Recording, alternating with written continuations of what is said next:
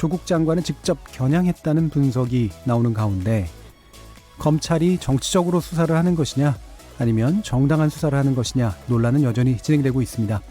오늘 압수수색이 미칠 파장, 정치의 재구성에서 진단해 봅니다. 다른 한편 삭발 릴레이를 멈춘 한국당은 민부론을 주창하고 나섰습니다. 여기에 또 민주당은 민생과 총선 물갈이론을 통해서 총선 준비에 돌입했는데요. 현 정부의 소득주도 성장 정책을 염두에 두고 한국당이 들고 나온 것으로 보이는 민부론. 과연 경제적 대안을 제시하면서 내년 총선 표심도 잡을 수 있을지 귀추가 주목됩니다. 그 내용과 효과에 관련해서 정치의 재구성에서 깊이 있게 짚어보려고 합니다. KBS 열린 토론은 여러분들과 함께 만듭니다. 문자로 참여하실 분은 샵 9730으로 의견 남겨주십시오. 단문은 50원, 장문은 100원의 정보 이용료가 붙습니다. KBS 모바일 콩, 트위터 계정 KBS 오픈을 통해서도 무료로 참여하실 수 있습니다. 청취자 여러분이 KBS 열린 토론의 주인공입니다. 날카로운 의견과 뜨거운 참여 기다리겠습니다. KBS 열린 토론 지금부터 출발하겠습니다. 살아있습니다. 토론이 살아있습니다. 살아있는 토론, KBS 열린 토론. 토론은 라디오가 진짜입니다. 진짜 토론, KBS 열린 토론.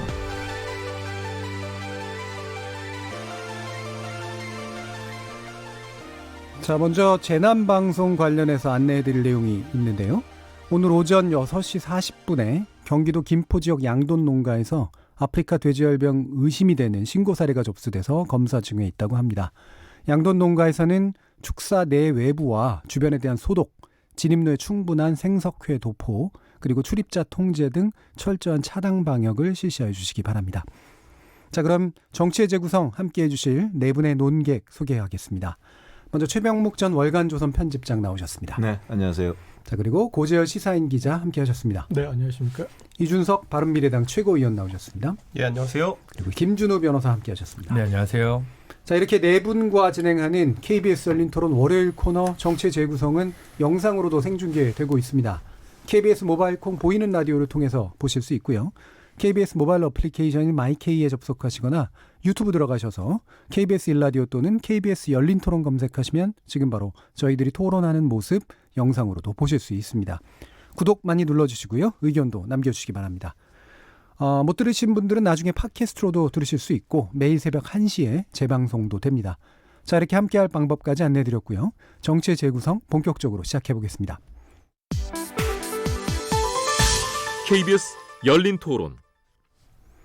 자, 이번에 검찰이 여러 가지 압수수색을 했는데 드디어 이제 조국 법무부 장관의 자택 압수수색까지 들어갔죠. 오늘 아침에 일어난 일이고요.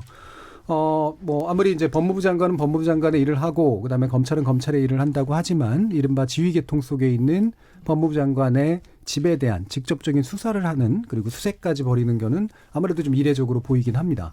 자, 이것이 가져올 또 정치적인 파장이 만만치 않을 텐데요. 어떻게들 전망하시는지 일단 간단히 의견 듣고 시작하겠습니다. 최병국 기자님. 네. 자, 우선 방배동 자택을 했는데 그게 정경심 교수를 노리고 한 거냐 조국 장관을 노리고 그렇죠. 한 거냐 이제 이런 비판이 있을 수 있어요. 둘이 같이 살다 보니까. 그렇죠.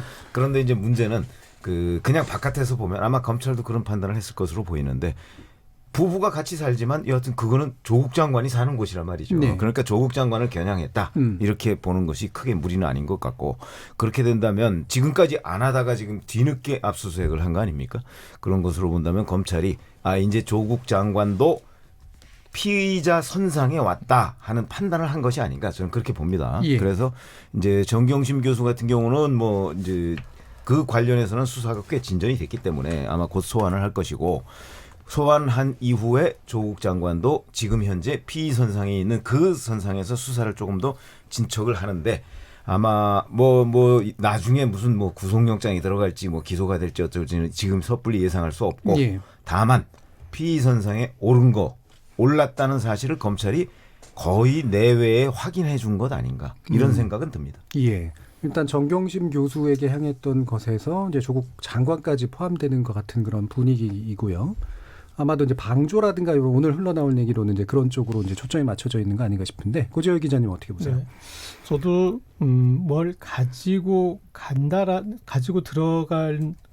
가져가려고 들어간다라는 그거보다 들어가는 것을 보여주는 것 행위가 더 중요했다고 보고요. 그러니까 지금 현재 수사가 이렇게 들어갈 만큼 압수수색을 할 만큼 우리는 진척돼 있다라는 걸 과시하는 이제 뭐 그런 측면이 있어서 이제 그렇게 좀 컨텍스트적으로 읽어봐야 될 이제 측면이 있다고 생각하고요. 근데 지금 계속 추석 이후로도 뭐 여러 가지 어떤 피의 사실이 공표되고 있는데 그런 부분에 대해서는 저는 조금 이제 이번에 어떤 지켜보기에 조금 그 부분은 검찰이 예. 좀 페어하지 공정하지 않다라는 그런 생각이 들어요. 그러니까 장관은 분명히 나는 이 수사에 대해서 보고를 받지 않겠다. 나는 수사 과정의 어떤 내용에 대해서 감찰하지 않겠다. 그리고 수사에 대한 어떤 뭐 지휘나 그런 거 하지 않겠다. 그렇게 했는데 그렇다면 이제 제가 봤을 때 추석 이후로 이제 장관에 취임한 뒤에 벌어진 수사에 대해서는 수사는 당연히 열심히 잘해야 되지만 예. 그 다음에는 공소장으로 말해야 된다고 생각해요. 예. 그러니까 장관이 이거는 장관의 검찰 개혁을 회방놓기 위해서 장관의 힘을 빼기 위해서 장관이 여론에 밀려서 스스로 물러나게 하기 위해서 이렇게 몰아붙이는 수사로밖에 안 보이는 거잖아요. 지금의 수사 내용이 흘러들어온 것은. 예. 근데 지금부터는 그런 것들을 이제 그걸 조심해서 그거는 피해줘야 되는 게 검찰총장으로서 저는 최소한의 예의라고 생각하고 예. 그래서 그 다음에 이제 말할 바는 공소장으로 말해야지. 그런데 지금 이 공정하지 않게 추석 이후에도 계속 이런 식으로 뭐 살라미 전술이랄까 계속 이런 식으로 이제 흘러나와 가지고 이런 걸로써 조국 장관에 대해서 여론이 재단하게 만들고 예. 또 정치권이 공세를 해서 못 버티고 이 좀 물러나게 하는 그런 그 정치 뒤에 그런 어떤 정치 행위를 유도한 거잖아요. 예. 네, 그래서 나중에 이제 뭐 조국 장관이 이런 압수수색까지 보여주고 이제 기소의 그 장관까지 하면은 이미 그것만으로도 야당은 물러나야 된다 이렇게 하게 되는 그런 뭐 떡밥이 되는 거지 않습니까? 그러니까 예. 지금의 일련의 전개 양상은 검찰은 지금 수사를 하고 있는 게 아니라 정치를 하고 있다. 수사도 하고 있지만 정치를 더 열심히 한다. 그렇게 저는 좀 규정 내릴 수 있다고 생각합니다. 예. 지금 이제 그 윤석열 총장 같은 경우에 이제 피의사실 공표가 내지 이렇게 흘러나가는 거를 이제 막겠다라고 이제 단속을 선언했는데 기사는 계속해서 나오고 있단 말이에요. 뭘 막으셨는지. 네. 근데 이제 또 최근 기사의 양상들을 보면 이제 검찰을 인용하는 기사들이 이제 많았다가 이제 아마 맥락적으로 이제 받은 거겠죠. 그러니까 네. 받은 내용을 직접 얘기하기보다는 이제 맥락으로 이제 기사에 녹여내는 방식을 좀 더 많이 쓰는 것 같은데 여전히 이제 검찰에서 본질적으로는 저는 그런 예. 차이는 없는 것 같습니다. 어느 정도 흘러나오지 않았으면 이제 작성되지 네. 않을 이제 그런 기사들이 나오고 있다라고 이제 보시는 거네요. 자, 이준석 최고위원. 저는 그러니까 피의사실 공표에 대한 부분, 그러니까 예를 들어 가장 최근 들어서 많은 말을 하고 충격을 안겨줬던 사람, 예를 들어 그 PB 직원 같은 경우에 예. 그분은 이제 검찰에서 이미 정경심 교수 및 조국 장관 일가에 대한 부정적인 진술을 했죠. 그렇다면 그분이 나와가지고 우리가 그분이 되어보자면은 할 수 있는 가장 합리적인 방법은 밖에 나가서 기자들에게 똑같이 이야기하는 겁니다. 예. 왜냐하면 본인은 거기서 공범의 위치에서 벗어나고 노력하는 거기 때문에 그렇기 때문에 피의사실 공표가 실제로 검찰 측에서 이루어진 것인지 왜냐하면 피부 직원을 수사했다는 것 정도는 누구나 알고 있는 것이고 추가 취재가 들어갈 수 있는 부분이기 때문에 그거는 확언을 하기 어렵다 이런 측면이 있고 저는 지금 상황에서 아까 이제 야당이 뭐 그런 어떤 기소를 바탕으로 공격을 할 것이다 아니면 퇴진을 요구할 것이다라고 보시는데 저는 기소는 오히려 여당에서 이제 움직임을 촉발시키기 가능성이 높다 이렇게 보는 것이 지난주에도 제가 한번 언급했지만 대통령께서 지금의 인사를 사실상 철회하실 수 있는 타이밍이 그렇게 많지가 않습니다. 조국 장관 또는 가족에 대한 기소가 이루어질 때 한번 가능하고 두 번째로는 야당이 해임 건의안 등을 제출해가지고 그럼 제가 봤을 때 무난히 통과될 거라 봅니다. 여당 내 반란표가 있기 때문에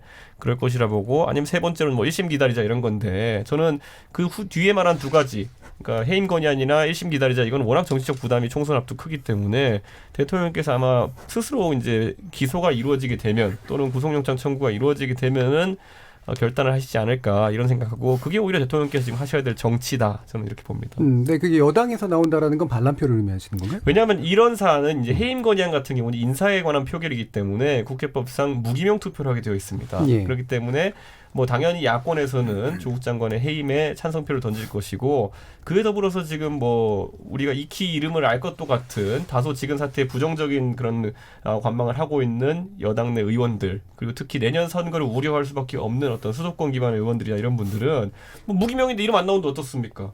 자기 딴에는 애당심으로 이걸 그냥 찬성표를 던질 수 있다 이런 생각이 듭니다. 예, 알겠습니다. 김주리 변호사님.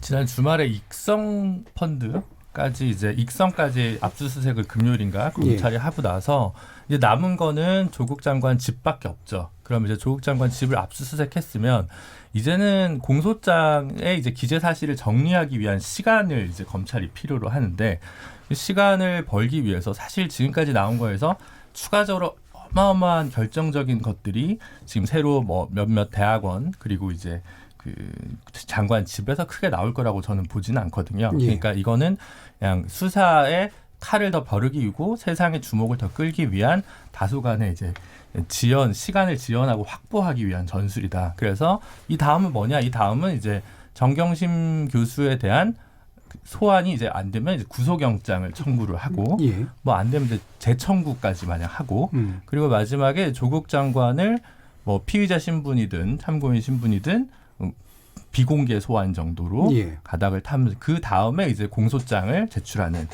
그 시간이 이제 한 20일에서 뭐 길게는 한 달까지 하여튼 10월 중으로까지는 계속 이 국면이 좀 끌고 갈 거다. 그 예정된 그 되게 어떻게 보면 검찰의 수사 기법을 아는 사람들이 보기엔 되게 뻔한 시나리오대로 그냥 스텝 바이 스텝 차곡차곡 가고 있는 것 같아서 더 이상 압수수색으로 뭐 할 수 있는 건 없겠네요. 그렇고 압수수색에 갖는 이제 의미가 뭐 그렇게 크다고 생각하진 않고 그냥 여론전을 위한 거라고 생각을 하고요. 이제 그 이준석 최고위원께서 얘기하신 이제 언제 진퇴가 가능하냐 혹은 결단이 필요한 시점이 있겠냐라는 거에 관련해서는 고민이 되겠죠. 조국 장관까지 기소가 된다면 그때는 분명히 물러나야 되는 거 아니냐 이런 여론이 좀 더 커질 수도 있고요. 예. 정경심 교수까지 기소하느냐 여기에 따라서 좀 또 갈릴 수가 있어서 아마 그 부분에 관해서 국회나 청와대에서 고민은 많이 있을 것 같습니다. 그런데 해임 건의안이 통과될 것 같지는 않아요. 되게 쉽게 불참하면 되거든요. 그래서 기명 무기명을 알기 되게 쉬운 방법은 당론으로 예. 본회의에 들어가지 마라 다 빠져라라고 얘기하면 누가 남았는지 안 남았는지 되게 카운트가 되게 쉽고 공천을 앞둔 순간이기 때문에 평소에 해임 건의안과는 달리 좀 그 움직이지 않는 그런 좀 오히려 유보적인 태도를 취할 원래 개인적인 생각으로는 이쯤 되면 장관이 물러나야 되겠다고 생각하는 민주당의 의원들이 분명 있겠지만 그렇게 쉽게 행동하기는 쉽지 않을 것이다. 이렇게 좀 왜냐하면 보십니다. 민주당이 빠지면 과반 참석이 과반 의결로 그냥 되거든요. 그렇기 때문에 사실 그것도 그냥 열어주는 길이다 이렇게 보면 됩니다. 예. 아니, 뭐 최병욱 기자님. 정의당도 참석 안 할 수도 있고 그러니까 그러면 그거야 그거 같이 뭐 넘어가겠다는 그거야 거고요, 제 생각엔. 아니 저는 이제 이 말씀을 제가 꼭 드려야 되고 싶은데 여권에서는 자꾸 피의 사실 공표 얘기를 하잖아요. 예. 근데 저도 뭐 법조 기자를 했습니다마는 법조 기자들이 얼마나 이 기사 한 줄 팩트 하나를 챙기기 위해서 노력을 하고 뭐 이러는지 저는 너무 폄하하는 것 같아서 예. 그 말씀을 제가 드리고 싶은데 아무리 잘 막아도 검찰총장이 막겠다고 하죠. 아무리 잘 막아도 또 열심히 하는 기자들이 있으면 다 못 막습니다. 그거를. 저는 이제 언제 취재를 했냐면 전두환 노태우 비자금 사건 때, 그러니까 오래된 얘기지만 그때 이제 검찰 취재를 했는데 그때도 뭐 안 막았나요? 그때도 철저히 막았습니다. 그래서 심지어는 저는 그때 뭐 팀장을 했기 때문에 저희 팀원 중에 하나는 어디 이렇게 잠입 취재를 들어갔다가 문을 잠그는 바람에 그 안에서 갇혀서 뭐 몇 시간을 있었던 적도 있고, 예. 뭐 쓰레기통 뒤지는 거 그때 처음 시도했던 건데 그 이후로 이 세절기에 들어가면 그때까지는 세절기가 이렇게 한 줄로 갈았어요. 근데 그게 들통이 나고 나서는 이제 그다음부터는 이렇게 십자로 갈아요. 뭐 이런 거 저런 거. 그래서 취재 기법이라는 게 참 무궁무진한데 그래서 검찰이 자 이거를 피의사실 공표 우리 안 하겠다라고 해서 그럼 기사가 한 줄도 안 나오느냐. 그렇지는 않아요. 그러니까 지금 나오는 거를 뭐 다 검찰이 흘려주는 거다라고 얘기하는 것은 정말 기자들의 능력 자체를 좀 폄하하는 거라고 생각을 합니다. 어떤 방식으로든 그쪽은 뭐 막으려고 한다고 할지라도 기자는 그거를 취재를 해야 돼요. 물론 전모를 취재하진 못하죠. 예, 어느 게 더 좋은 것 같으세요? 지금은 이제 흘리는 게 좀 더 많은 것 같으세요? 아니 아니면 저는 취재가 더 중요하다고 생각합니다. 그러니까 중요한 건 왜 그러냐면 당연히 그런데 아니 중요하기도 하고 예. 아니 그러니까 취재에 의해서 나오는 게 훨씬 많다고 보죠. 예. 저는 흘리는 건 제가 확인을 못했기 때문에 취재에서 나오는 것이 훨씬 많다고 보고 왜 그러냐면 당장 한국투자증권 김모 씨 같은 경우도 그 조사받고 나오는 거 기자들하고 만났잖아요. 그런데 그런 걸 가지고 뭐 무슨 혹시 기사의 작성 기법상 검찰 관계자 뭐 이렇게 해가지고 얘기했을 수는 있어요. 그러나 그렇다고 해서 그런 게 다 검찰한테 들은 얘기냐? 그렇지 않습니다. 그건 그러면 법조 출입해본 사람은 다 예, 압니다. 근데 검찰 관계자라고 얘기하는 것 자체가 문제네요. 그러면 그렇죠. 그건 이제 예. 기사의 작법상 좀 문제가 있다고 보여지는데. 다른 맥락으로 한 건데. 그럼요. 예. 두 가지만 김준우 이제 변호사님. 제가 그래서 기자분들이 억울해하는 분들도 되게 많고 예. 이제 시민들이 또 많이 신뢰를 못하지 않습니까? 그래서 기자들을 한번 취재를 해봤습니다. 그래서 보통 하는 얘기가 하나는 이거죠.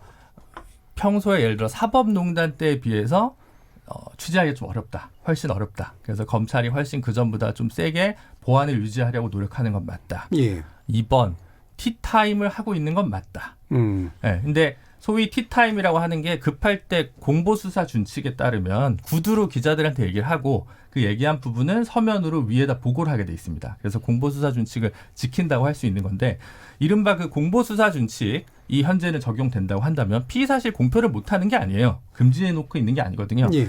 근데 이제 그거는 그러면 이러이러한 유형의 사건일 때는 1번은 뭐냐면 대변인이나 담당 차장 검사가 브리핑룸에 가가지고 브리핑을 하면 돼요. 예. 브리핑을 하고 그러면 이제 그것도 공보수사 준칙에서 허용하는 범위거든요. 이 정도 무게감의 사건이라고 한다면. 근데 그걸 안 해요.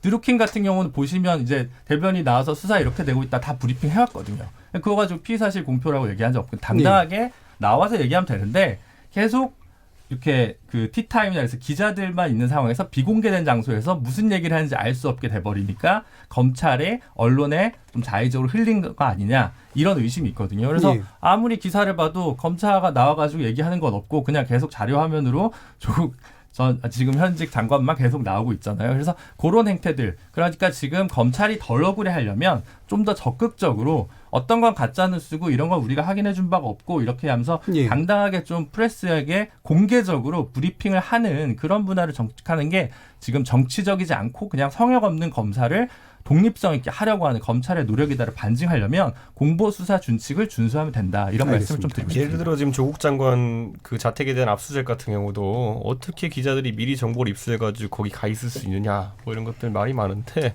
사실 지금 제가 아는 기자들만 해도 그 조국 장관 자택의 300m 거리의 카페에 상주하고 있는 기자들이 있습니다. 그러니까 바로 그건 그렇게 어려운 문제는 아닌 것 같고요. 그러니까 그런 공소 것들에 대해 어떤 사실을 들여다보려고 하느냐에 대한 정보라든가 이런 거는 이제 의심할 만하죠. 근데 당장 이제 인터넷상에서 그런 어떤 언론 취재에 대한 이제 불신이 그렇죠, 이제 뭐 그런 좀 거예요, 확산되는 뭐. 계기는 그런 사진 하나 띄고 올려놓고 어떻게 압수수색하는데 미리 알았을까? 뭐 이런 식으로 그냥 대중에게 이야기하거든요. 근데 뭐 저도 취재를 많이 당해보는 입장이긴 하지만은 그 안에 보면 이제 아까 최 기자님 표현하셨던 기법이나 뭐 다소 과잉으로 열심히 한다 이런 지점도 있을 수 있겠지만은 불법이라는 부분은 기자들도 상당히 조심스러워합니다. 예. 네, 그러니까 그거는 뭐 제 생각에 완전 다른 영역인 것 같습니다. 알겠습니다. 이 피의사실 공표에 관련된 문제는 저희가 또 수요일 날 토론에서 좀 더 깊이 있게 좀 다뤄보려고 하니까요. 그 기타 이제 이슈로 좀 넘어가려고 하는데요. 아까 이제 그 얘기를 하셨어요. 그러니까 그 이준석 최고위원 같은 경우에는 결국 여당에서의 반란표가 만약에 이제 감지가 되면 기본적으로 해임 건의안인 실제로 통과될 가능성이 높아지게 됐을 때 이제 대통령의 선택 가능성이 있게 된다 이제라는 얘기를 해주셨고 거기에 대한 약간의 이제 뭐 다른 견해들도 있었습니다만 기본적으로 이제 여론이 어떤 방향으로 갈 것인가에 대한 판단도 중요한 것 같긴 합니다. 근데 지금 약간 교차하는 모습들이 나오는데 일부에서는 그러니까 대통령에 대한 지지가 좀 떨어지는 그런 모습도 나타나다가 또 리얼미터 이런 데 보면 또 일부는 또 올라가는 것도 나타나기도 하고 이건 약간 더 지켜봐야 될 문제인 것 같은데 여론에서 지켜봐야 될 포인트가 단지 수치만은 아닐 것 같아요. 방향성이나 이런 문제도 있을 것 같아서 이 부분에서는 어떤 생각들을 가지고 계신지 한번 의견 여쭤볼게요. 고재혁 기자님. 네. 일단은 뭐 저는 그 지난주 방송할 때 그런 말씀 드렸는데 추석 국면에서 이제 이 조국 이 논쟁 같은 이 진행되는 양상을 보면은 이 인사청문회 이제 통과하면서 좀 여권에서는 이제 이 문제는 좀 매듭을 지었다라는 그런 좀 입장으로 본 것과 달리 야당과 그리고 이 자유한국당 이 검찰 쪽은 계속 더 고삐를 늦추지 않은 그래서 경기를 보면 이제 연장전으로 접어들었는데 이 조국 장관의 우군 쪽은 그냥 조국 장관 혼자 뛰는 것 같고 이쪽은 이제 총체적으로 뛰는 그리고 추석이 지난 다음에도 이제 삭발 국면이 접어들지 않았습니까? 예. 뭐 삭발 국면보다 제가 봤을 때 여론에 미친 영향은 이제 검찰 쪽이겠죠. 그러니까 나온 내용들이 더 이제 미쳤는데 그 균형점들이 계속 조국 장관이 이제 직접 기자간담회를 하거나 아니면 인사청문회 나오거나 조금씩 잡아가는 양상이 있었는데 그 균형점이 좀 제가 봤을 때는 좀 깨진 쪽으로 그리고 이 사안에 대해서 문제 의식을 갖는 국민들이 더 많아지는 쪽으로 지금은 전반적인 양상이 좀 그렇게 와서 아까 이준석 최고위원 이제 얘기했지만 그런 어떤 그 과연 이제 출구가 그러면 어느 지점에 있을 것인가 그런 부분을 아직은 생각을 하고 있지는 않은 것 같아요. 그리고 생각하지 못하도록 이렇게 양정철 이 민주연구원장도 최근 했던 그 표현에 옳다는 확신과 신념이 있다면 무소의 불처럼 밀고 갈 수 있어야 한다. 이제 이런 말이 나온 것도 그런 이제 동요를 없애기 위해서 이렇게 했던 것 같은데 그런데 작금의 어떤 그 이런 흘러오는 그런 양상에서는 좀 약간 수세에 있는 뭐 그런 측면이 좀 읽히는 것 같습니다. 예. 기본적으로 이제 생각보다 길어지고 있고 약간 수세적인 국면이 제가 가고 이제 있다. 길어지면서 이 이슈가 이슈의 어떤 그 피로를 만나가지고, 예. 그러니까 이 이슈에 대해서는 이제 좀 어떤 여론에서는 이제 정돈되고 일단락되고 어떤 그런 부분으로 될 줄 알았는데, 제가 생각했던 거 이상으로 상당히 더 출렁이고, 그리고 좀 이제 부정적인 양상이 좀 더 커지는 부분이 분명히 좀 포착되는 것 같습니다. 예. 최병욱 기자. 제가 전에도 말씀드렸지만, 그러니까 검찰이 수사 단계에 접어들 때 하고, 그다음에 언론과 야당에서 문제 제기를 할 때 이 상황은 완전히 다릅니다. 예. 검찰은 그 사실관계를 확인하는 거 아니겠어요. 그래서 검찰에 의해서 물론 검찰에 의해서 확인된 사실이 나중에 법정에 가서 부인될 수도 있지만 예. 보통의 경우에는 검찰은 검찰 나름대로의 자기네들의 공권력을 동원한 그 사실 확인 작업 아닙니까? 그러다 보니까 기자들이 그냥 누구 말 듣고 어디 가서 뭐 문서 하나 입수해서 보도하는 거하고는 차원이 다른 얘기라 이 임팩트, 그러니까 그 영향도 굉장히 크다. 그래서 사실은 임명됐다고 끝나는 일이 아니다. 제가 처음부터 그렇게 말씀을 드렸고 그렇다면 앞으로도 지금 이제 한 달도 안 됐습니다. 8월 27일 날 압수수색 했으니까 이제 뭐 오늘 지금 23일인데 아직 한 달도 안 됐습니다. 그래서 이 수사가 뭐 저는 벌써 피로감이 있다고 생각 안 듭니다. 예. 검찰이 본격적으로 수사한 게 얼마 되지 않기 때문에 그런 점에서 본다면 앞으로 최소 한 달 이상은 또 갈 것이다. 이렇게 보고요. 그렇게 되면 이제 거기에서 뭐 오보도 좀 많이 나오겠죠. 뭐 기자들이 취재하다 보면. 그러나 여하튼 팩트로서 확인되는 부분들이 그 상당히 있을 것이고 만약에 없다면 그건 이제 또 검찰이 그 부분에 관해서 책임을 져야 될 부분이고. 예. 그런데 지금 오늘 이제 조국 장관의 자택까지도 압수수색을 한 것으로 보면 저는 뭔가 하여튼 구체적인 혐의점을 지금 두고 있다. 이렇게 예. 보거든요. 그렇다면 앞으로 한 달 이상 더 이게 갈 것이고 그 중간에 무슨 계기에 의해서 뭐 문재인 대통령이나 누가 결단을 내려야 될 상황이 올 수도 있어요. 그러나 현재로서 청와대 반응이나 여권 관계자들 반응을 보면 뭐 이렇게 후퇴는 뭐 중단 없는 전진 뭐 이런 것 같아요.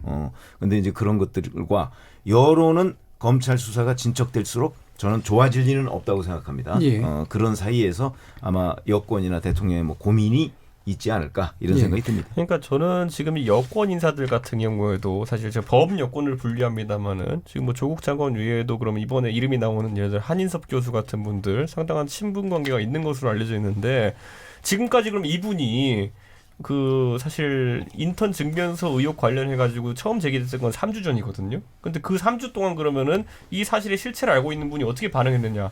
언론에 인터뷰를 안 했어요. 오히려 그분이 출근을 무슨 뭐 번거지 모자던가요? 뭐 쓰고 이렇게 위장 비슷하게 하고 출근하시고 퇴근하시는 모습을 언론이 취재를 했지. 이분이 어떻게 내가 발표했다 안 했다를 밝히지 않았거든요. 겨우 이제 그 검찰에 소환되어서야 그 사실관계 밝혔는데 아까 이 사안이 그러면은 뭐 계속 이어질 거냐에 대해 가지고는 사실 처음에 제기된 의혹들이 지금 와가지고 실체적으로 수사에 이제 돌입하게 된 것들도 있어요. 그렇기 때문에 저는 이 국면은 꽤 갈 수밖에 없다 그런 상황이고. 지금 뭐 약간 돌림 노래가 자꾸 이렇게 나오고 있는데 이 상황을 막기 위해서라도 뭐 실체적으로 의혹을 받는 사람들이 사실 청문회 때 전부 다 증인으로 나와서 얘기하면 되는 거였거든요. 그때 안 나오고 지금 강제 수사를 하면서 이제 나오고 있는 거잖아요. 이거는 전략상에도 약간 미스였다. 저는 이런 판단을 하게 됩니다. 청문회 때 그게 사실 뭐 청문회는 좀 약간 다른 변수들이 좀 있어서 예. 너무 시간도 짧고 그랬으니까 그러니까 전략상의 미스일 수도 있고. 아니 잠깐 제가 언급한 그 뭐 죄송하긴 한데 한인섭 교수님 같은 분은 예. 청문회 증인으로 받아가지고 청문회 증인 나오셨어야죠. 그래서 거기에 대해서 이야기하셨으면은 뭐 훌륭한 법학자로서 본인의 어떤 명예가 있으니까 그냥 증언하시고 가시면 되는 건데 왜 지금 검찰에 나오셔서 증언해야 됩니까? 저는 이거 자체가 좀 불합리한 상황이 이렇게 봅니다. 예.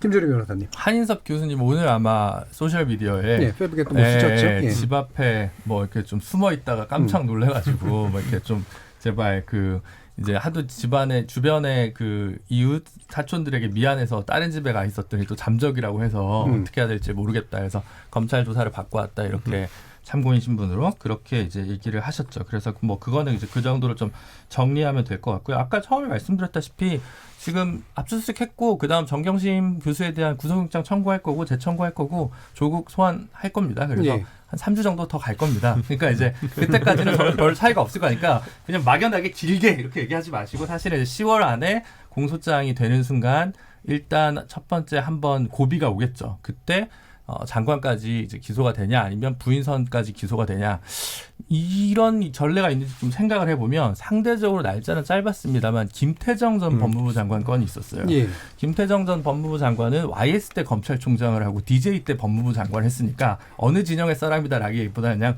검찰 엘리트라고 일단 정리를 해두죠.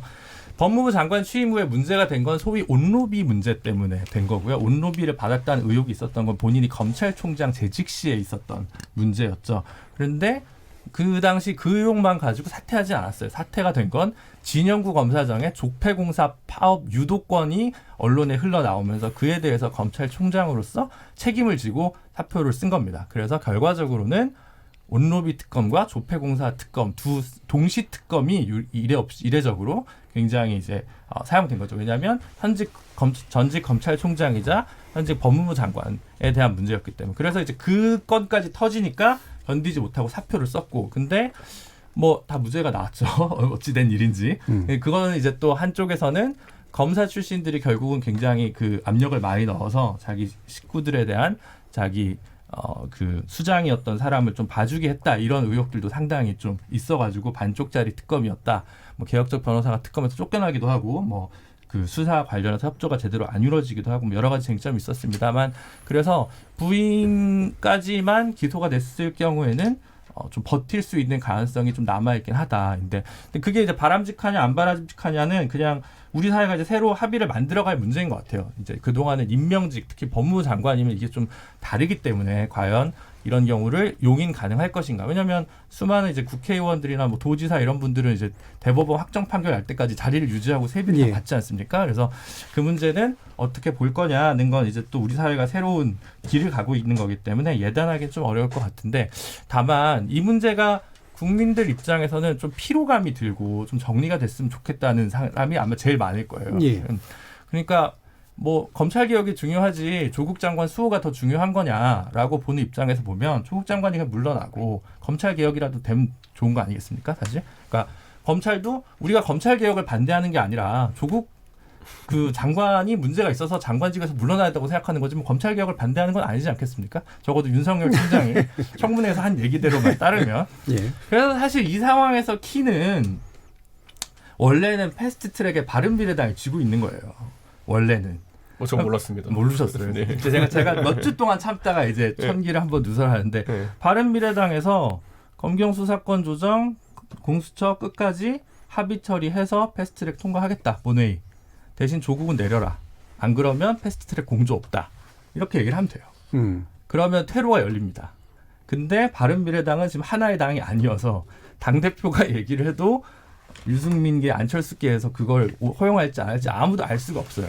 근데 사실은 바른미래당에서도 반조국 연대를 같이 하자마자가 지역별로 그리고 계파별로 좀 다릅니다. 근데 제가 생각하기에는 중도개혁 보수정당은 단순히 삭발쇼를 하는 보수정당보다는 개혁적인 면모를 가지면서 합리적인 문제제기와 대안을 제출하는 정당, 이 정당의 포지션이거든요. 그렇게 하려면 조국을 내려라. 수사 결과는 뭐 그대로 받으면 될 것이고 대신에 검찰개혁 우리가 동의한다. 이렇게 긍정적으로 하면 포인트를 딸 수 있는데 지금 바른미래당 내부에 그런 리더십과 컨센서스가 형성될 수 있을지 사실은 그 키를 쥐고 있거든요. 제가 볼 땐 그렇습니다. 제 핸드폰 해킹당하고 있는 느낌입니다. 사실 그런 부분에 대해서 준비를 하고 있는 부분이 분명히 있고요. 그래서 뭐 사실 조국 사태에 대해서 반정부 투쟁 쪽으로만 이것이 흘러가는 것에 대해서 바른미래당 내에 뭐 저희 같이 함께하는 사람들은 비슷한 인식을 하고 있고 그런데 그것이 이제 뭐 단순히 이분법적으로 뭐 패스트 트랙에 올라 있는 사법개혁안의 찬성 반대에 따라 가지고 그 개혁 의지나 아니면 뭐 미래 비전이 달라진다 이렇게 보진 않고요. 저희 나름대로 좀 조정안을 내려고 하고 있습니다. 그거는. 예, 알겠습니다. 그럼 한 가지 좀 김준우 변호사께 질문을 드릴게. 지금 자유한국당이 한재의 조국 장관에 대한 직무 효력정지 가처분 신청을 했잖아요. 이게 또 사실은 만약에 된다고 해도 시간이 걸릴 문제인데 이게 나름대로 의미 있는 어떤 시도라고 보시나요? 아니 그 지금 계속 정치의 사법화가 비판되고 있는데 또 사법 그적 도구를 자꾸 형성하는 걸 좀 이제 좀 이해가 좀 되지가 않고 예. 현재 단계에서 만약에 기소가 된 상황에서라면 그 효력정지 가처분을 판사가 인용할 가능성이 있겠지만 아직까지 피의자 단계 이제 참고인 단계인지 알 수 없는 단계라면 판사는 사실은 그냥 기각할 가능성이 전 크다고 보거든요. 예. 그러면 그냥 뉴스 한 줄을 더 내기 위한 그래서 뭔가 저는 이런 말 참 싫어합니다만 우리 자유한국당에 있는 또 어느 공천 꿈나무 변호사께서 또 시간을 내 가지고 할 일 없는 서면을 쓰지 않았을까 이런 생각이 들고 그래서 그런 동원은 너무 이제 당대표 원내대표가 둘 다 법률가라서 생기는 문제인 것 같아요. 예. 그런 수단을 자꾸 쓰는 거는 그 제가 볼 때는 우리 정치가 나갈 길은 좀 아닌 것 같아서 좀 안타까운 생각이 듭니다. 그래서 제가 이거 그냥 사실대로 말씀드리면요. 사실 야권 그 공조의 틀 하에서 지금 자유한국당 바른미래당 같은 경우에는 최소한 국정조사 이후에 해임 건의안을 처리하자라는 묵시적 공감대가 이루어져 있습니다. 왜냐하면 아까 말했듯이 해임 건의안은 지금 정치권 인사들 적어도 여의도에서는 내면 72시간 내 통과다라는 건 거의 뭐 자연스럽게 받아들여지고 있고 그로 인해 가지고 예를 들어 여권에서 지금 이제 이뤄지고 있는 수사나 아니면은 뭐 국정조사 가능성에 대해 가지고 오히려 끄어버릴까봐 그런 부분을 좀 우려하고 있기 때문에 사실 자유한국당이 그건 저도 비판합니다. 편법을 쓰는 거죠. 그러니까 그렇게 하려면 해임 건의안을 내야죠. 정치적인 주장이니까. 그런데 그걸 교묘하게 지금 사법적인 주장으로 가가지고 지금 직무 정지를 때려달라고 법원에 요청하는 것은 그건 정치하는 사람 입장에서 아주 비겁한 행위고요. 만약 그게 진짜 지금 조국 장관이 업무를 수행하는 게 국익에 너무 침해된다. 그래가지고 당장 이 사람의 직무를 하루라도 빨리 끝내고 싶다 그러면은 다 같이 해임 건의안 내고 치워야죠 그거는. 예. 근데 그거는 약간 김준호 변호사가 지적한 부분이 맞습니다. 예. 그러니까 좀 두서가 좀 없는 그런 행위가 나오고 있는데, 근데 뭐 이 야당에서 얘기하는 뭐 특검이니 국정조사니 얘기들은 나오고 있지만 현실적으로 봤을 때는 지금 검찰 수사에 맡기는 게 가장 어떻게 보면 가혹한 그리고 뭐 전례 없이 대대적으로 하고 있는데 여기서 다른 수단을 얘기하는 건 수사학이지. 그러니까 지금의 뭐 어떤 그런 큰 의미는 없을 것 같고 그다음에 이게 나중에 어떤 정치의 영역으로 가면 아까 이제 김준일 변호사가 뭐 청기누설로 말씀하셨지만, 그러니까 뭐 그런 이제 이 개혁이란 걸 무엇으로 볼 것인가 그런 지점이 발생하는 것 같아요. 개혁이 그럼 조국이란 사람인가 아니면 그런 이제 그 공수처 설치나 수사권 분리나 그런 제도인가 이제 그런 질문도 오는 시점이 있고 그리고 거기에서 또 어떤 선택의 여지들도 발생하는 부분들이 그러니까 좀 정치 영역으로 어떤 그런 부분들도 지금 현재 어떤 그 흐름으로는 좀 보이고 있지 않나. 그리고 이제 예. 조국 장관이 어떤 그 검찰 개혁의 이제 여러 행보들을 이 법무부 내에서 하고 있지만 그게 그런 행보가 이 그런 제도의 개혁, 그런 공수처 설치 그리고 이 수사권 분리의 어떤 그 제도, 그 법률안 그것보다 더 강력한 것들이 그 안에 있는가? 예. 그러니까 이 시행령으로 할 수 있는 거 모든 걸 하겠다지만 그런 부분에서 지금 저는 그런 이제 어떤 본질적인 것들은 어떤 제도 쪽이 아닌가 하는 그런 좀 생각이 듭니다. 예. 자, 그러면 약간 더 이제 넘겨가지고요. 지금 이제 한국당이 뭐 여러 가지 물론 카드들을 계속해서 내고 있는데 일단은 삭발 릴레이는 멈춘 것 같고, 부정적인 이제 여론도 일부 나오고 그랬기 때문인 것 같은데요. 황교안 대표가 이제 어제 직접 민부론 발표한 게 저는 관심이 좀 가는데, 일단은 이제 2030년까지 가구당 연간 소득 1억 원을 만들겠다. 그리고 중산층 비율을 70% 달성하겠다. 뭐 민부론 내용 굉장히 많습니다. 근데 그 중에 제가 제일 눈에 띄는 건 국부를 키우는 게 아니라 이제 민부가 키워져야 된다. 근데 이 부분이 저는 사실은 그렇게 투명해 보이진 않거든요. 이 부분의 그러니까 용어 자체가 예. 국부라고 할 때 그 국부가 국가 전체를 가리키는 것인지 아니면 이른바 이제 정부라든가 공공 부분을 가리키는 것인지 이것도 좀 불분명하고 그래서 어떻게 앞으로 보세요? 뭐 강론이 나오지 않겠습니까? 예. 국부라고 하면 사실은 뭐 민부 없이 어떻게 국부가 있겠어요? 그렇죠. 예. 그렇죠. 국민들이 각자 총생산이 많아져야 나라의 총생산이 많은 거 아니겠어요? 그렇습니다. 그러니까 그게 뭐 개념상으로는 혹시 분리할 수 있을지 모르겠으나 실질적으로는 뭐 국부나 민부나 뭐 그 바탕은 비슷할 것이다 이런 생각이 들고. 예. 근데 이제 저는 이런 느낌은 들었어요. 이게 너무 포괄적이다. 이런 생각이 들더라고요. 아니 뭐 2030년까지 뭐 가구당 소득 1억 왜 한 1억 5천 하죠. 그러나 그 구체적인 안이 있어야 되는 거잖아요. 이제 구체안은 뭐 이제 앞으로 추가로 나오겠지만 어쨌든 간에 이게 대선 공약이나 총선 공약이나 이런 거를 저희 정치부 기자들도 많이 봐왔지만 보면 항상 이 전문가들한테 맡겨놓으면 이런 식으로 약간은 좀 뭐 청사진 비슷한 안들이 나와요. 예. 그런데 이걸 가지고서 이제 그 아주 실질적인 또 다른 전문가들한테 하면 요거하고 비슷한 얘기를 또 만들어낼 수도 있고 완전히 반대되는 똑같은 얘기를 만들어낼 수도 있고 막 이래요. 예. 그러니까 이 강론이 없이 지금 황교안 대표가 얘기한 건 너무 총론적이다. 근데 앞으로 뭐 강론은 나오겠지만 나오더라도 이게 워낙 그 어떤 미래의 장밋빛 청사진을 국민들 앞에 제시하는 것이기 때문에 그 제가 보기에는 이 민무론이라는 게 어떤 정책 정당 또는 대한 정당으로서의 변신을 꾀한다는 점에서 일부 뭐 국민들한테 먹히는 측면도 있지만 예. 그러나 그 내용으로 들어가 보면 뭐 그거야 뭐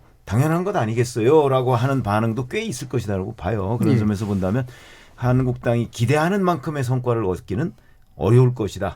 예. 저는 그렇게 봅니다. 그러니까 이게 이제 제가 그 얘기를 한 이유가 그러니까 이게 의도적으로 일부러 흐린 건지 아니면은 구별을 못 하고 있는지 잘 모르겠는데 그냥 쭉 다 읽어보면 민이라고 표현을 하지만 사실은 시장이에요. 그렇죠. 그러니까 시장을 강화하겠다라고 하는 얘기거든요. 그러니까 이른바 민간이라는 말로 표현되는데 그런 건데 이걸 이제 민부라는 말로 표현했을 때 의미가 약간 달라지는 측면들이 있어서 이준석 최고. 그러니까 제가 공약집, 그러니까 대선 공약집 만드는 과정들을 몇 번 보면서 지금 민부론이라고 나온 거 저도 그래서 책자를 200페이지 되는 걸 PDF 달라고 해서 다 읽어봤거든요. 예. 근데 이거는 박근혜 정부 시절에 박근혜 대통령 캠페인 때 만들었던 대선 자료에 거의 유사한 이념적 지형을 가지고 있습니다. 예. 네, 그렇기 때문에 다소 이제 중도적인 경제 정책 복지를 이야기하지만은 반대로 세금 복지는 또 반대한다. 뭐 그렇죠. 이런 모순적인 그 지점이 부분은 약간 달라지죠. 있고, 예. 그리고 또 이제 작은 정부를 추앙하는 것 같으면서도 행복을 위한 복지는 한다. 뭐 이런 식으로 또 이제 가게 되어 있고, 그러니까 사실 박근혜 정부 때 그 대선 플랫폼이라는 것이 굉장히 모호함 속에서도 하여튼간 중도화를 꾀했던 플랫폼인데 그렇죠. 지금 지난번에도 제가 이 자리에서 한번 언급한 적이 있는데 황교안 대표의 가장 큰 대선 주자로서의 약점은 저분이 뭐 이력은 화려하지만은 반대로 저분의 경제 정책이 뭐냐, 안보 정책이 뭐냐, 교육 정책이 뭐냐에 대해서는 아무도 모른다. 왜냐면 말한 적이 없기 때문에 그런 약점을 극복하기 위해서 들고 나온 것인데 반대로 박근혜 정부 때 플랫폼과는 차별성이 좀 없다. 예. 오히려 홍준표 대표 걸 읽어보면요. 그 당시에 대선 나왔을 때 보면 굉장히 선명해요.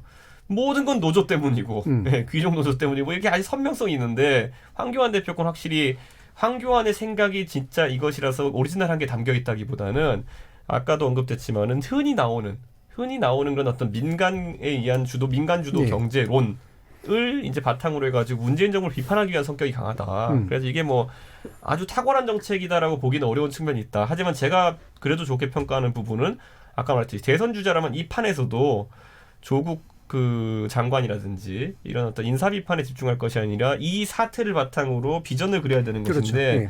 이 민부론이랑 경제 정책인데 조국 장관이 경제 정책을 내놓은 건 아니잖아요. 그러니까 약간 이 맥락이라는 게 약간은 어긋나 있긴 하다. 그러니까 지금은 확실히 그 총선에서 공정사회에 대한 담론이 뜰 것인데 예. 그 공정사회에 대한 담론은 이거 제가 전부 다 읽어봤는데 어디도 담겨 있지 않습니다. 오히려 자유방임적이고 오히려 상당 부분 민간에 의존하겠다라는 취지로 들어가 있기 때문에 저는 약간 그 황교안 대표가 지금까지 어디 가렸던 데 긁긴 긁었는데 지금 시점에 딱 맞는 어떤 정책 메시지는 아니다 이런 판단을 합니다. 예전에 이제 경제가 망했다라는 그런 어떤 그 프레임을 만들면서 나오는 준비하기 시작한 그 전에부터도 물론 이제 준비가 돼 왔겠지만 그게 이 시점에서 이제 나온 듯한 느낌 뭐 그런 게 좀 더 들거든요. 이런 거 하나는 분명하죠. 예. 여하튼 그 문재인 정부가 추구해온 소득 주도 성장이라는 건 폐기하겠다 우리가 되면 그렇죠. 이런 예. 거는 이제 그런 대안들이- 메시지는 분명해요. 예, 예. 그런데 그런 메시지 외에 반대한다는 거 메시지 외에 그러면 자기네들이 이제 그걸 폐기하고 뭘 어떻게 한다는 것은 바로 이제 시장에 맡기겠다 뭐 이런 예. 거 아니겠어요.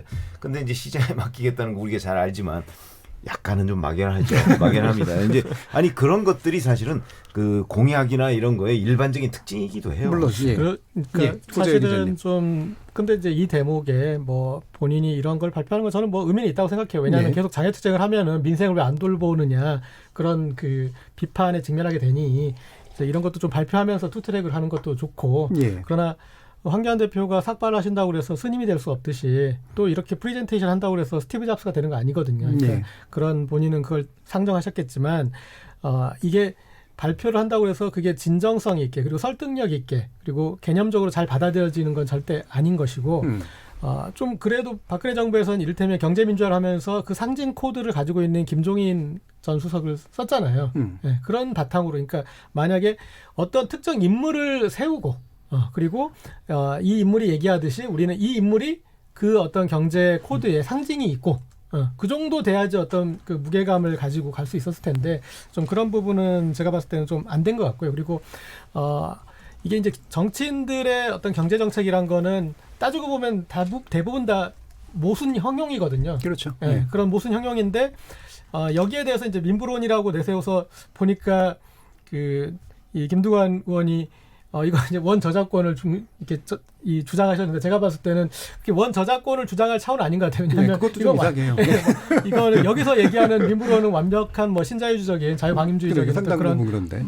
바탕이고 또 이제 뭐 하루 이틀 지나서 경제 전문가들이 이 본질을 더 이렇게 좀 설명을 해주겠지만 이것도 수사학으로 무너질 수 있어요. 그러니까 이거에 대해서 다시 규정을 내리면 이거는 빈부격차를 더 늘릴 수 있다. 늘리고 그 대기업과 중소기업의 또 격차를 또 늘리는 이제 그런 내용이기 때문에 이런 거에 대해서 이제 또 오겠지만 어쨌든 그럼에도 불구하고 이런 어떤 이런 와중에 정쟁의 와중에 어떤 경제적인 화두를 던졌다는 것만으로도 그래도 저는 좀 평가를 해주고 싶습니다. 예, 충분히 좋은 일인 것 같고요. 그런데 여기서 예. 아까 한 가지만 부연하면은 예, 아까 예, 이제 그렇죠. 자유한국당에서 이거는 사실 민부론이라는 거는 황교안 대표의 대선용 플랫폼일 가능성이 높고요. 예. 최근에 트렌드에 맞게 이제 하려고 했던 것이 발표했던 게 17일인가 발표했던 게 저스티스 리그라는 걸 만들겠다 그렇죠. 했거든요. 예. 근데 그게 아까 말했던 공정 문제인데. 그 공정 문제를 다루는 건데 이 담론이 이제 정용기 정책위 의장 예. 주도하에 정책위 내에 무슨 뭐 1, 20명의 자문 조직을 두고 이렇게 얘기를 하는데 이거 자체가 속도감 있게 진행돼야 되는데 여기에 대해 가지고는 지금 말이 없는 것이고 개별 의원들이 이제 입시제도나 이런 것에 대해서 이야기를 하거든요.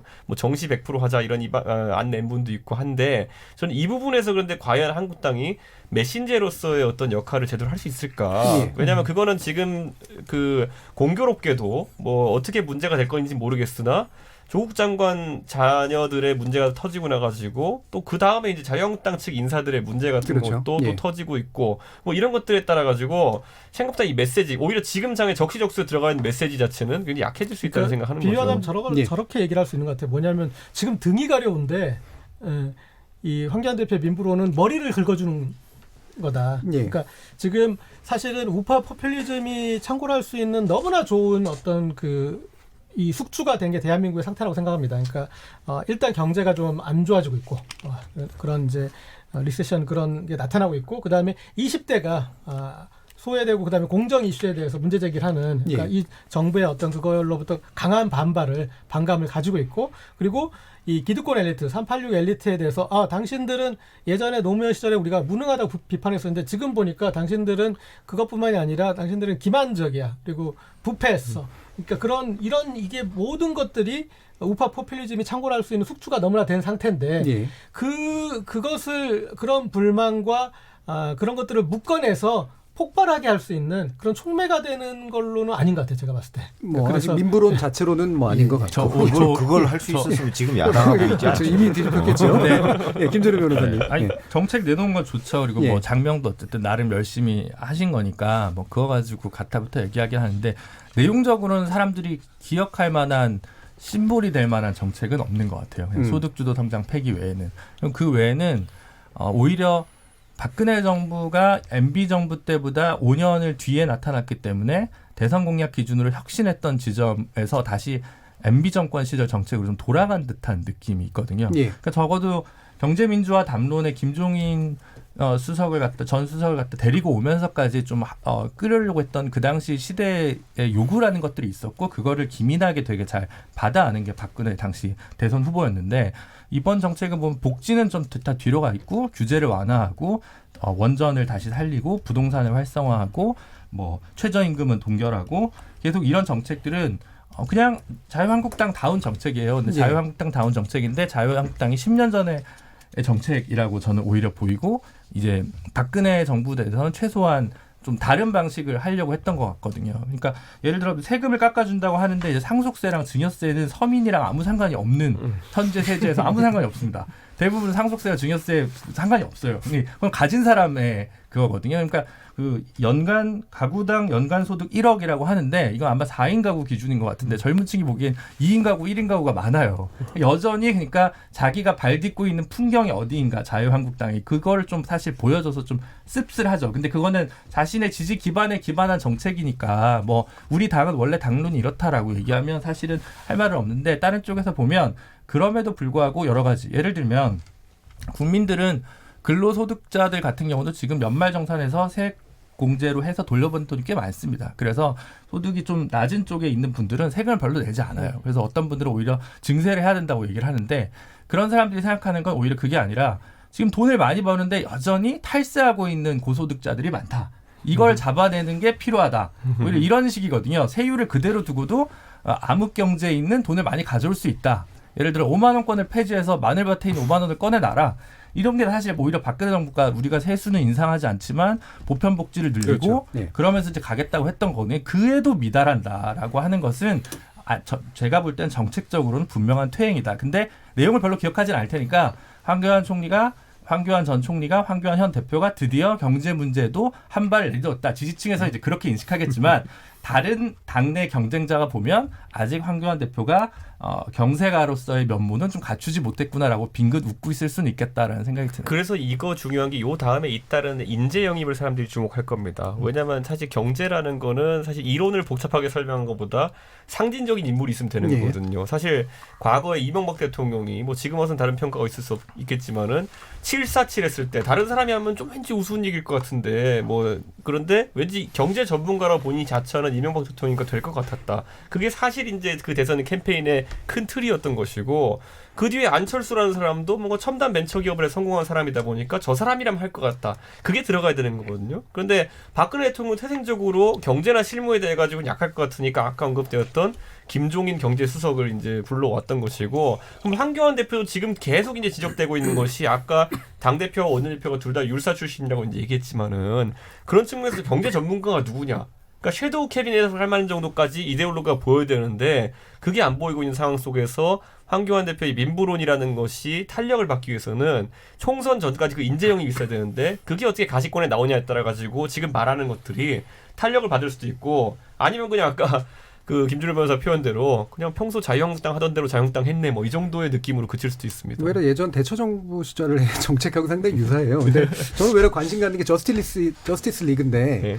왜 영어인지는 잘 모르겠습니다만 이제 영화 동명의 영화가 영화 있습니다. 이름 때문에 이제 예. 그렇잖아요. 아니 이게 정의당이 있어가지고 정의당 홈페이지 주소가 저스티스 좀 오해지예요. 그러니까요. 예. 근데 근데 이게 제가- 어떤 게 나올까가 사실 좀 되게 궁금해요. 저도 그래서 네. 그게 상당히 궁금했던 것이 이제 제 주변에 이제 젊은 저랑 교류하는 자유한국당의 청년들한테 니네 연락 왔냐 그랬더니 아니요 그러더라고요. 그럼 어떤 분들과 작업하는지 궁금하고 그래서 정용기 정책위 의장이 처음에 이제 표시했던 메시지가 무엇인지 살펴봤더니 이런 말이 있어요. 황교안 대표는 정말 가난한 고물삭집 아들이었으며 조경태 최고위원은 부친이 자갈치 시장의 지게꾼이었다. 정비경 최고위원도 가난한 군인 집안의 여러 자녀 중 하나였으며 이렇게 또 이제 인생사 얘기가 나오긴 했거든요. 약간 사실 국제시장 분위기입니다. 그러니까 이렇게 시작하면 가장 불쌍한 사람은 MB예요. 그러니까 뭐 술찌개미를 먹고 살고 그 스토리 있잖아요 보면은. 근데 그 스토리만으로 이제 사람들의 젊은 세대를 공감시킬 수 있느냐에 대해 가지고는 그렇죠. 윗세대들은 공감하겠지만 저는 이제 시스템이다. 그러니까 우리가 뭐 어렵게 어릴 때 살아온 사람이 나중에 커가지고 그렇지 않은 행태를 보이는 것도 자주 봤고 그게 등가로 나오지 않는 시대이기 때문에 저는 오히려 젊은 층의 수요나 이런 그 메시지를 잘 읽어낼 수 있는 사람이 있어야 되는데 그 부분 굉장히 좀 약하고 이거 인재 영입도 또 제 생각에 이거 용이치 않을 것이다 이렇게 봅니다. 예, 알겠습니다. 지금 자택 압수수색으로 조국 장관에 대한 강제 수사가 이제 또 본격적으로 시작됐는데요. 이게 성역 없는 수사가 될지 또는 자기 권력을 지키기 위한 수사로 드러날지 또 한번 지켜봐야 되는 상태입니다. 그리고 자유한국당이 제시한 민부론, 과거 보수 정권이 제시했던 것들보다 외려 후퇴한 느낌도 드는 측면도 있는데요. 과연 또 청취자 여러분들은 어떻게 느끼셨는지도 궁금합니다. 지금 여러분들께서는 KBS 열린 토론과 함께하고 계십니다.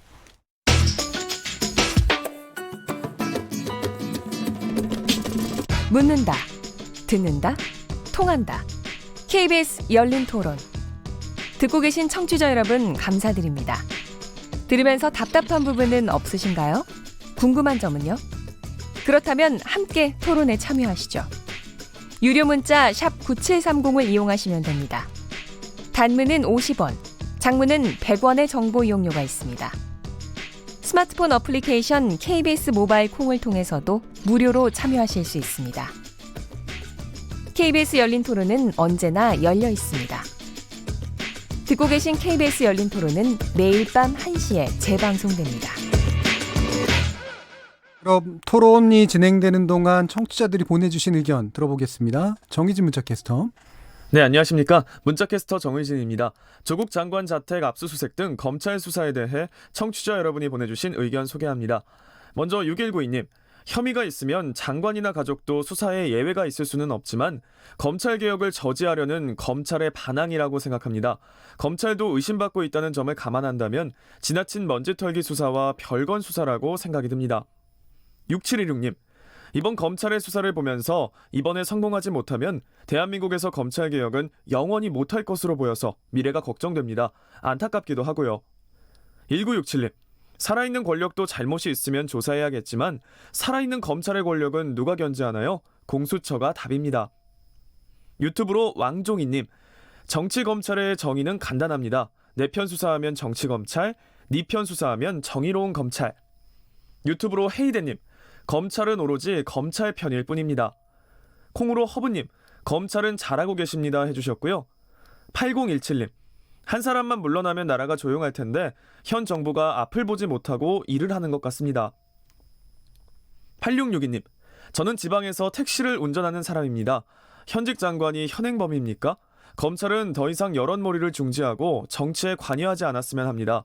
장관 한 명보다 수많은 세월호 희생자에 대하여 검찰은 어떻게 하였습니까? 그때도 이렇게 신속히 수많은 인력을 투입하여 수사하였습니까?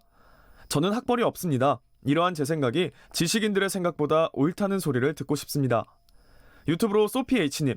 패널분이 말하듯이 개혁이란 것이 예나 지금이나 참 어려운 것 같습니다 해주셨네요. 네, KBS 열린 토론. 지금 방송을 듣고 계신 여러분이 시민 논객입니다. 계속해서 청취자 여러분들의 날카로운 시선과 의견 보내주세요. 지금까지 문자캐스터 정의진이었습니다. 뭐든지 이야기해 날 이해시키려고 해봐 서로의 대화가 하나 되길 기대해 KBS 열린 토론. 정치의 재구성. 최병묵 전 월간조선 편집장, 고재열 시사인 기자, 김준우 변호사, 이준석 바른미래당 최고위원 이렇게 네 분과 함께하고 있습니다. 이 시간 영상으로도 보실 수 있는데요. KBS 모바일 콩 보이는 라디오, KBS 모바일 어플리케이션 마이케이, 그리고 또 유튜브에서 KBS 일라디오 검색하시면 지금 바로 저희들이 토론하는 모습 영상으로도 보실 수 있습니다. 자, 이제 그 총선 문제로 좀 더 가봐야 될 것 같은데요. 일단 민주당이 먼저 약간 액션을 취하고 있는 모습인데, 뭐 흔히 나오는 얘기긴 합니다만 다시 또 이제 물갈이론이 나왔고, 이 물갈이론이 결과적으로는 지금 유은혜 사회부총리 겸 교육부 장관이나 김만미 국토교통부 장관 등 이제 불출마를 이제 하도록 만드는 것 같다라는 그런 얘기까지 나오고 있는 상태인데, 이게 좀 더 구체화될 수 있는 그런 방안으로 보시는지 김준우 변호사님 어떠신가요? 초선 비율의 물갈이는 사실 우리나라가 OECD 평균 제일 높을 겁니다. 많이 나오죠. 네, 네. 그래서 인적 쇄신으로 갖는 한계는 있지만 그럼에도 불구하고 이게 무의미한 것은 아닙니다. 예를 들어 특별 지역을 거론해서 좀 죄송합니다만 충청북도 같은 경우 국회의원이 8분이 있는데 제가 알기로 한 분 정도 빼고는 다 40년대, 50년대생이에요. 7분이. 그러면 이 정도쯤 되면 조금 세대 교체 필요한 거 아니냐? 다 뭐 나이가 많다고 해서 무조건 퇴진하는 거는 그러니까. 저는 예. 좀 뭐 반대하지만 이 정도 되면 각 당에서 그래도 최소한의 좀 균형감과 있게 공천을 좀 해주는 노력은 해야 되는 거 아니야? 이런 의견은 나올 수가 있거든요. 그래서 예. 지역별로 뭐 이제 굉장히 그런 것들을 좀 많이 봐야 될 거다라는 생각이 들고, 현실적으로는 뭐 호남에 현역이 거의 없죠. 민주당 같은 경우에. 영남에도 현역이 거의 없죠. 예. 그럼 충청권이랑 수도권에 이제 주로 물갈이를 해야 되니까 아무래도 결과적으로는 17대 때 그 열린우리당 시절에 입성한 386들이 좀 많이 용퇴하는 모양새를 갖추게 되지 않을까 싶고, 그건 좀 필요하지 않을까 싶기도 합니다. 네. 예, 다른 의견 있으십니까? 네. 김준우 변호사님이 충청북도 말씀 얘기를 하셨으니까 그 지역으로 좀 비교를 하자면, 그럼에도 불구하고 충청북도의 민주당 의원들은 여러 그동안의 악조건에서도 계속 당선들이 되셨어요. 예. 네.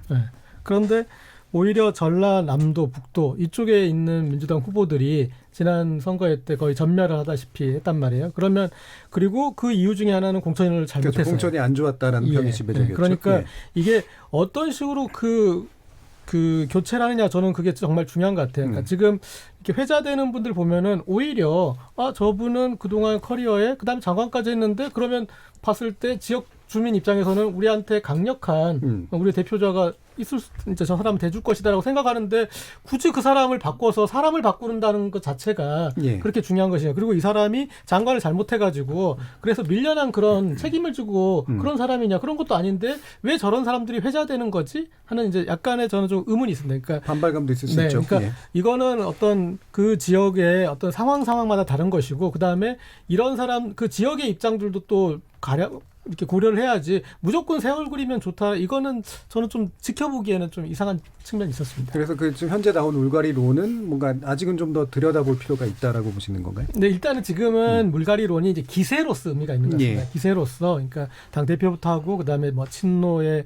뭐 여러 양정철 민주연구원장 등 상징적인 인물들이 물러나는 모양새로 해서 일단은 많이 이번에 이제 바꾼다라는 거 그거에 기세를 만드는 거에서 의미가 있지. 그러니까 예. 사람 한 명 한 명 이렇게 회자되는 부분에서는 좀 약간 제가 갸우뚱하게 하는 측면이 그런 있었습니다. 기준들이 실제로 물갈이 기준이 될지는 사실은 예. 의문의 여지가 있다고 보시는 거고요. 예, 최근호 기자. 아니 지금 현재 민주당에서 누구를 용퇴시키자 저는 이런 계획까지는 아직 없다고 생각해요. 예. 아마 대체적인 그림은 있을 거예요. 왜 그러냐면 총선 지금 6개월 남짓 남았습니다. 그렇기 때문에 그렇게 이게 뭐 짧다면 짧고 길다면 길지만 사실은 준비를 해야 돼요 지금부터. 네. 그런데 문제는 이제 청와대에 뭐 비서관, 행정관 뭐 했던 사람들이 있잖아요. 그 사람들 중에 있죠. 예. 내년 총선에 출마하겠다고 하는 사람이 거의 40명 정도 돼요. 예. 지금 그 사람들 청와대 들어갈 때는 자 문재인 정부 출범할 때 최초 저 일기로서 들어간 사람들입니다. 그 사람들이 청와대 들어갈 때는 그중에 핵심이라고 생각해서 들어갔겠죠.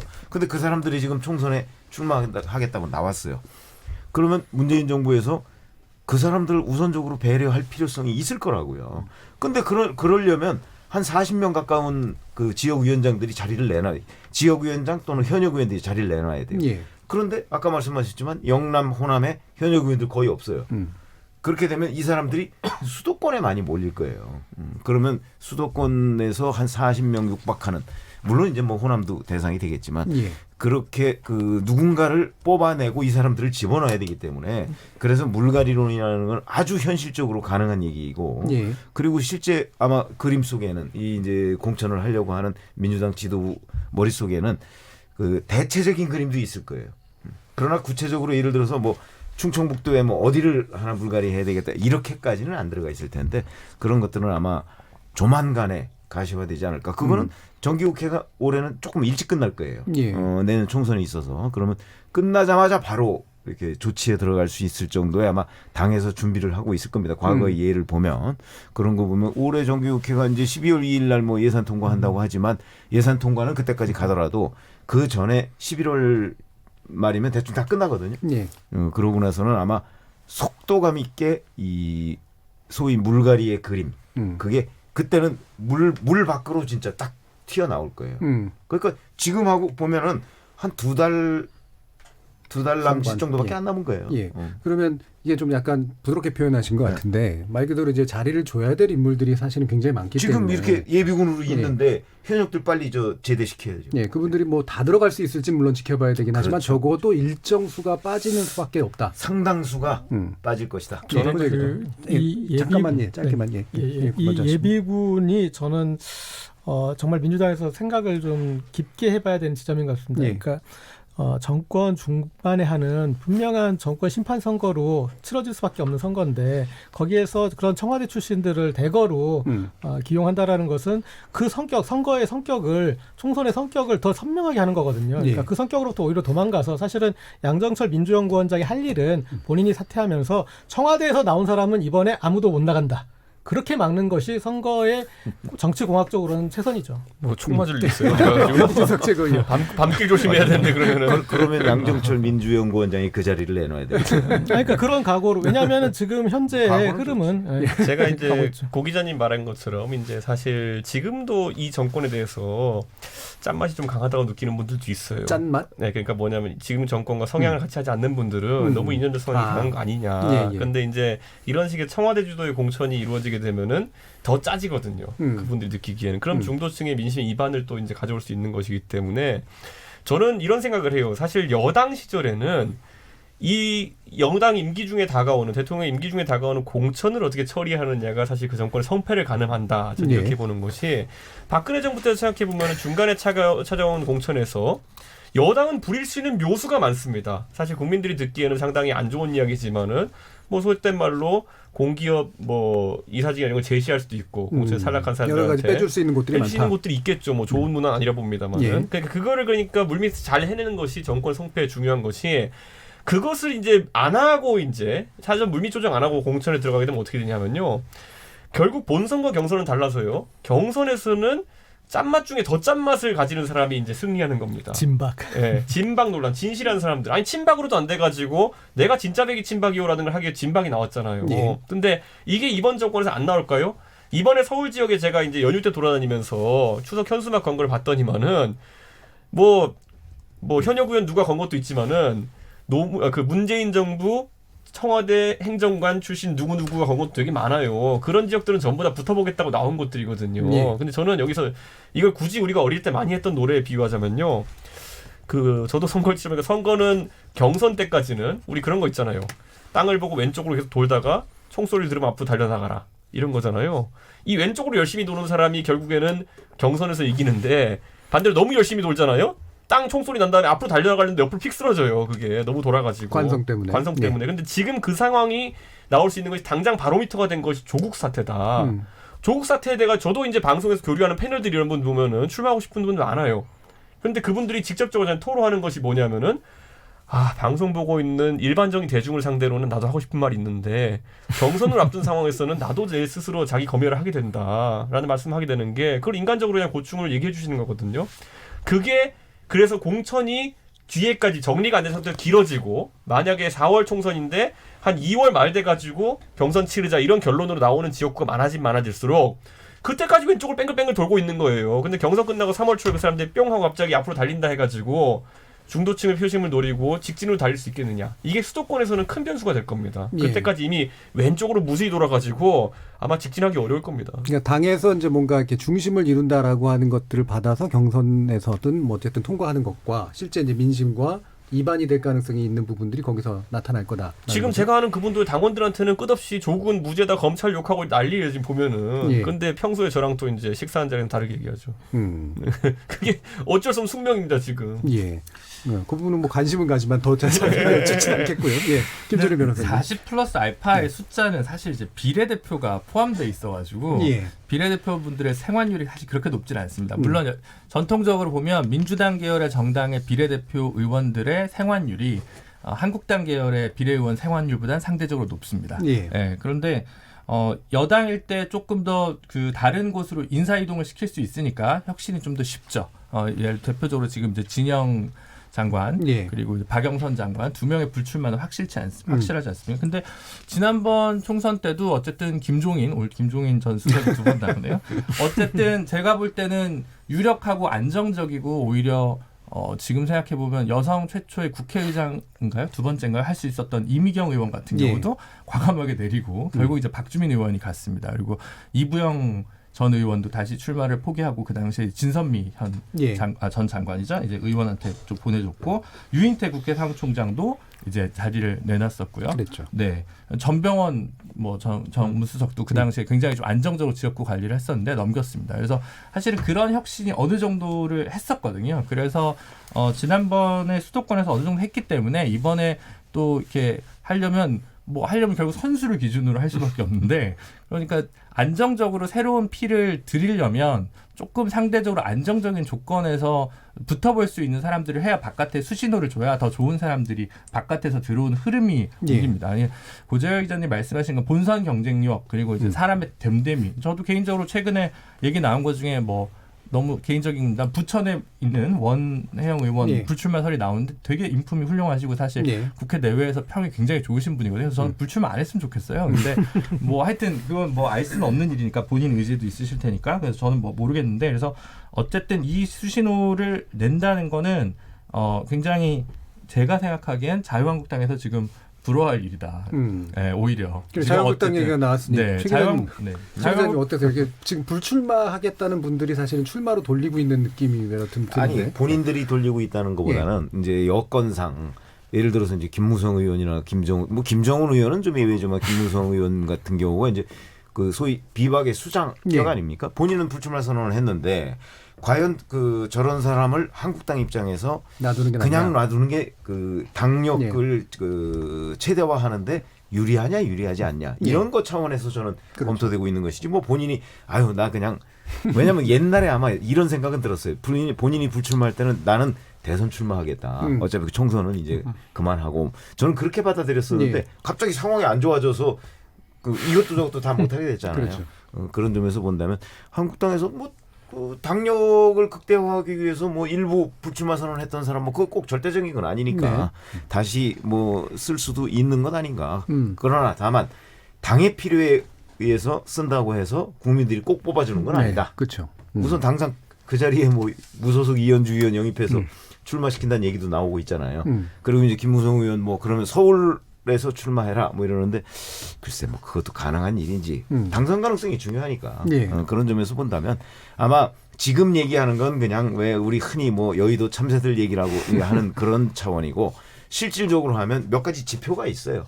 그런 지표들을 다 고려를 해서 결정을 하지 않겠나 싶습니다. 예. 구재 기자님 보시기에는 지금 물갈이론이 그러니까 인선에 관련된 얘기를 현재 야당인 자유한국당 하기는 좀 아직은 좀 이른 조건이 아닐까 싶긴 한데. 그러니까 그동안에 이렇게 자유한국당이 풀어놓지 못한 그 숙제들이 한꺼번에 이제 도출되는 그런 지점이 있지 있겠죠. 않겠습니까? 예. 그래서 뭐 그게 사실은 이제 겁나는 거죠. 그러니까 뒤로 숙제를 미룰 수밖에 없는 것 같고요. 그리고 뭐 지난주에 이제 이를테면은 삭발을 하는데 갑자기 대량 삭발 사태가 벌어질까봐 삭발을 막았잖아요. 그러니까 그렇게 또 그런 이제 당에 대한 어떤 그 장애투쟁 하다 보니까 충성도를 하려고 하다 보면은 또 그게 본선 경쟁력과는 또 이 배치되는 측면도 있고 그래서 네.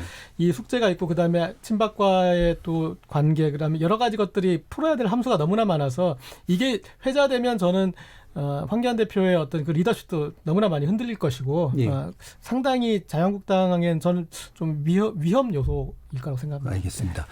지금 이제 마치기 전에 또 재난방송 관련 안내를 좀 드려야 될 텐데요. 오늘 저녁 7시 30분에 경기도 김포 지역도 양동 농가에서 아프리카 돼지열병 추가 발생이 확인됐습니다.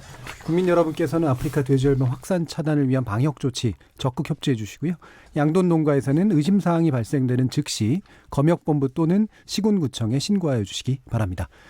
KBS 열린 토론 월요일 코너 정치의 재구성은 그럼 이런 정도로 마무리하겠습니다. 오늘 토론에 함께해 주신 최병묵 전 월간조선 편집장, 고재열 시사인 기자, 그리고 이준석 바른미래당 최고위원, 김준우 변호사 네 분 모두 수고하셨습니다. 감사합니다. 감사합니다. 자, 그리고 참여해주신 시민 논객, 청취자 여러분들께도 모두 감사하다는 말씀 전합니다. 청취자들의 적극적인 참여로 만드는 KBS 열린 토론, 토론을 통해서 우리 사회의 합의의 길을 찾아가도록 하겠습니다.